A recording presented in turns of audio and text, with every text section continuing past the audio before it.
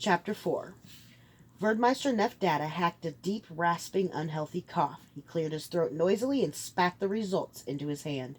Then he tilted his hand and watched the phlegm drip to the dirt before turning his eyes to the other Verdmeisters around his low fire. Aside from the young Borsini, who blinked incessantly, they gave no sign that he disgusted them. A man didn't survive long enough to become a Verdmeister on magical strength alone. Glowing faintly, figures were laid out in military formations on the ground.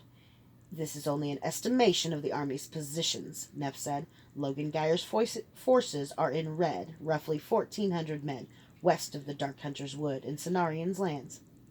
Maybe 200 Sirens, pretending to be Caledonian, are the blue, right at the edge of the wood. Further south in white are 5,000 of our beloved enemies, the Lanat. We Caledonians haven't fought the Lanat directly since you were all still at the tit, so let me remind you that they hate all magic. We are what they were created to destroy. 5,000 of them is more than enough to complete the job the Cenarians began at the Battle of Pavil's Grove, so we must tread carefully."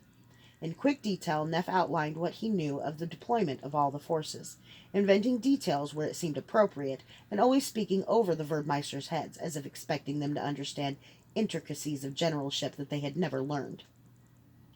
Whenever a god king died, the massacres began. First the heirs turned on each other. Then the survivors rallied Meisters and Verdmeisters around them and began anew until only one Ursel remained. If no one established dominance quickly, the bloodletting would spread to the Meisters. Neff didn't intend for that to happen.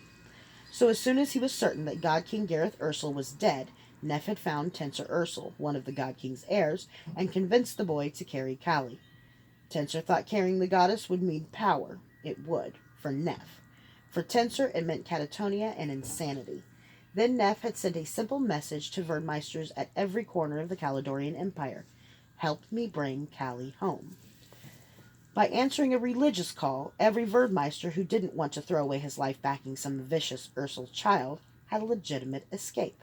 And if Neff tamed these first Verdmeisters who'd arrived from their postings in nearby lands, when Verdmeisters arrived from the rest of the Empire, they too would fall in line. If there was one thing God Kings were good at, it was inciting submission. "The Dark Hunter's Wood is between us." Neff motioned to encompass the Verdmeisters, himself, and Callie's bodyguard, a bare 50 men in all. "And all these armies, I personally have seen over 100 men, Meisters and not, ordered into the wood. None has emerged, ever. If this were merely a matter of Callie's security, I would not bring this to your attention." Neff coughed again, his lungs afire, but the coughing was calculated too. Those who wouldn't bend the knee to a young man might be content to bide their time serving a failing old one. He spat. "The Sirens have the sword of power, Karach, right there." Neff gestured to where his phlegm had fallen at the very edge of the Dark Hunter's Wood. "Has the sword taken the form of Sir Calcitos, the Syrian's blade of heaven?" Verdmeister Borsini asked. He was the young blinking one with a grotesquely large nose and big ears to match. He was staring into the distance. Neff didn't like it. Had Borsini been eavesdropping when the scout reported? Borsini's ver, the measure of the goddess's favor and his magical power, filled his arms like 100 thorny black-stem roses. Only Neff's ver filled more of his skin, undulating like living tattoos and Lodakari whorls, blackening him from forehead to fingernails.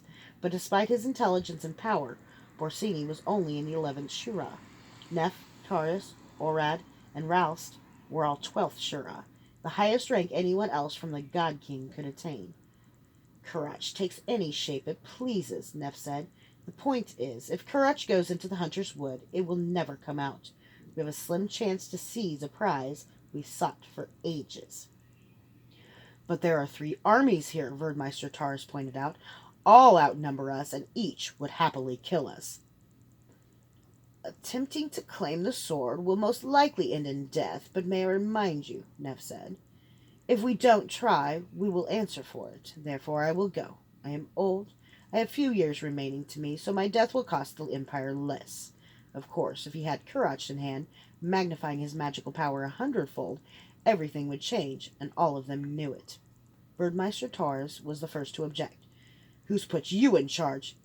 Callie has, young Borsini interrupted before Neff could. Damn it. Callie has sent me a vision, he said. That's why I asked what the Sirens called the sword. Callie told me that I am to fetch the sword of heavens. I am the youngest of us, the most dispensable, and the fastest. Birdmaster Dada, she said she will speak to you this morning.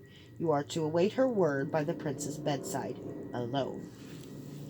The boy was a genius. Borsini wanted a chance at the sword, and he was buying off Neff in front of all of them. Neff could stay, or Neff would stay with Callie and the catatonic prince, and when he emerged, it would be with a word from the goddess. In truth, Neff hadn't wanted to go after the sword at all, but the only way he was certain the others would make him stay was if he tried to go. Borsini's eyes met Neff's.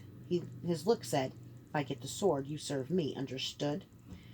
"Blessed be her name," Neff said. The others echoed. They didn't fully understand what had just happened. They would, in time. Neff said, "You should take my horse. It's faster than yours."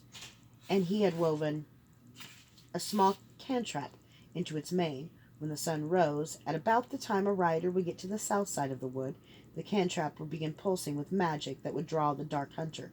Borsini wouldn't live to see new. "Thank you, but I am an awkward hand at new horses. I'll take my own," Borsini said, his voice carefully neutral. His enormous ears wiggled, and he tugged at his enormous nose nervously. He suspected a trap and knew he'd avoided it, but he wanted Neff to think it was luck. Neff blinked as if disappointed, and then shrugged as if to cover and say it didn't matter. It didn't. He tied that cantrap into the mane of every horse in the camp.